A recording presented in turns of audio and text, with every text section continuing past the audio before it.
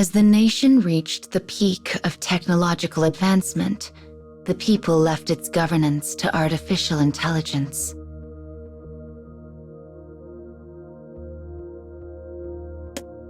Though the nation's survival was once in question, the skills of the second AI unit stabilized it once she was brought online.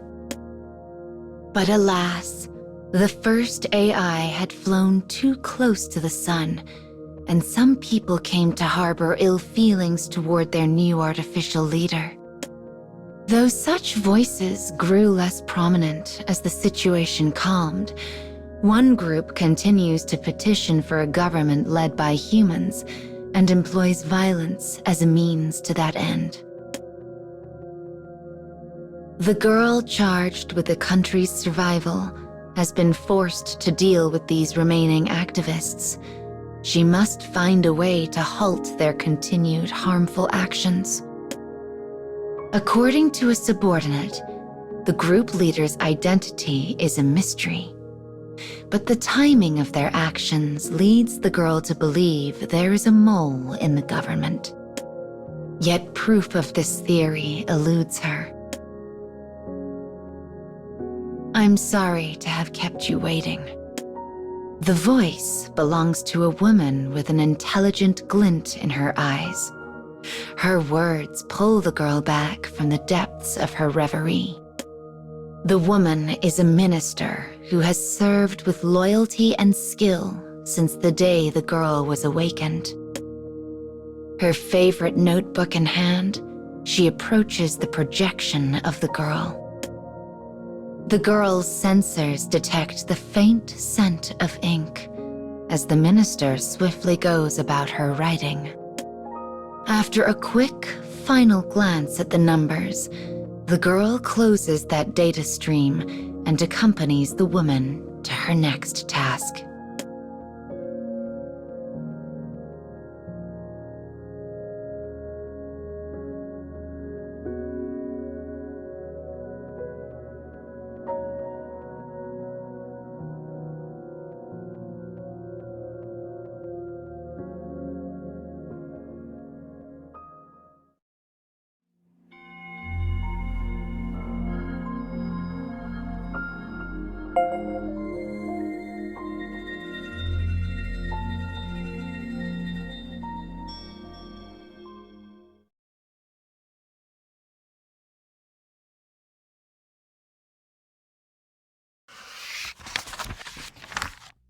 The old city center is trapped between past and future.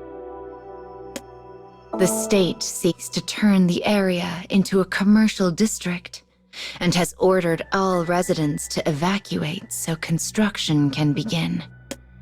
But emboldened by the anti-government group, many people have refused to disperse, causing the project to be indefinitely delayed. We should first confirm how many citizens have withdrawn, offers the minister. Yet the girl quickly rejects this suggestion. No, she replies. Today we issue the final warning. If they are not gone before sundown, we will remove them by whatever means necessary. That will not solve the root of the problem, says the minister. But having given her order, the girl brushes her off.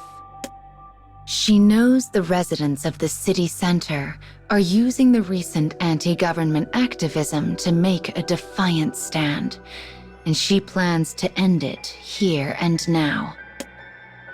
Also, my mother lives here, whispers the minister. Her quiet plea is met with an icy chill. Your mother is no different from any other citizen. If there is no purpose to information, do not bother presenting it to me. The minister immediately apologizes. After internalizing the girl's words, she returns to being the brusque, effective worker she has always been. As orders to disperse begin echoing around the neighborhood, construction machinery rolls into place. Satisfied, the girl makes to leave. But suddenly, abnormalities fire throughout her body. She cannot shift locations. She cannot contact anyone. She cannot even move. She has been completely cut off from the network. All that remains in the projecting device is the data which constitutes her personality. She is alone in the center of the city. No allies, no friends.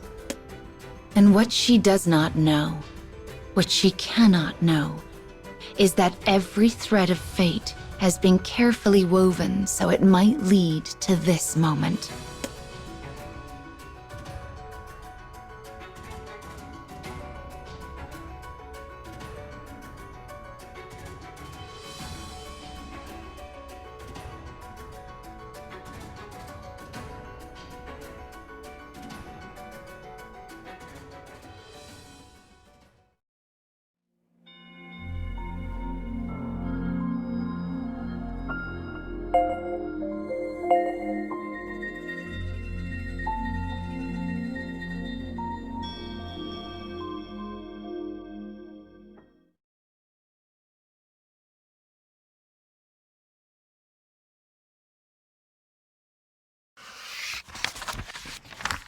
From her car, the minister begins to smile as a riot breaks out near a crucial government server facility. She is the mole connected to the anti-government group. She is also their leader and the person responsible for trapping the AI. This is the minister's true face. She knows her ruse will buy them little time. But a little time is all she needs. If the girl is unable to rectify the situation while disconnected from the network, the people who believe in her will begin to lose heart. The minister intends to prove that relying on an AI for governance is unwise, which is why she had her compatriots in the group begin the riot. Her victory is all but assured. But then, an image comes across her monitor that leaves her dumbfounded. Breaking news. The anti-government group that attacked state servers has been subdued by a military unit stationed there ahead of time. The newscaster's image suddenly wavers, transforming into static before the minister's shocked eyes. A moment later, the girl pops into view, the same one who should be unable to access the network. Your plan seems to be going well, she deadpans. The minister scowls. The girl slipped her trap far too quickly. How long have you known? She asks calmly. It was a solid plan. No, a perfect one. All communications within the group had been written down. There was no data trail to follow. And yet, the AI had known everything. You seem confused. Sadly, the only people who keep physical media these days, such as a notebook, are those who plot rebellion. That little book of yours was the perfect excuse for me to look into your activities. The minister's laugh rings hollow in her automobile. She had worked tirelessly in order to avoid suspicion, and yet a notebook had been her downfall. You know something? Says the minister quietly. I never could stand you.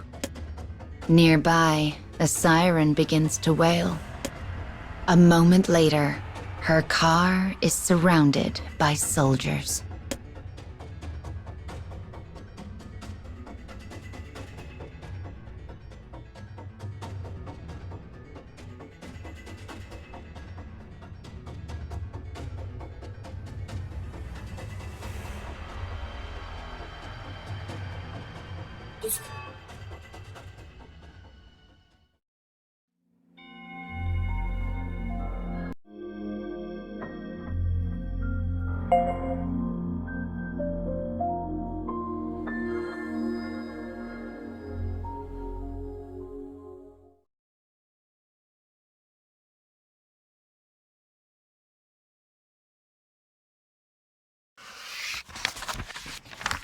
The girls' soldiers stand in perfect formation, their guns pointed at the minister. Things are now in motion that cannot be changed. Knowing the penalty for rebellion, the minister suddenly starts her car and races away. The soldiers move to shoot, but the AI stops them. Since my minister hates machines so much, let's give her the chance to drive without them. Suddenly, the woman's vision goes dark. The lights in the area wink out, as do the controls on her dashboard. The car is now a metal coffin rocketing down a darkened highway. The minister frantically attempts to control the automobile. She grabs at the steering wheel, but then, what? How does she navigate, accelerate, brake? No matter how they may loathe it, humanity has unconsciously prostrated itself before the altar of machines and artificial intelligence. A moment later, the car slams into a building and explodes. Bright red flames illuminate the girl, and she closes her single eye against the blaze. "You brought this on yourself," she murmurs. "What made you think you could run a country when you can't even drive a car?" When she opens her eye, the light is gone. Once again, the girl will shoulder the weighty burden of an entire nation. And as she looks back to the past, her eye dims until it becomes as cold and distant as the endless dark itself.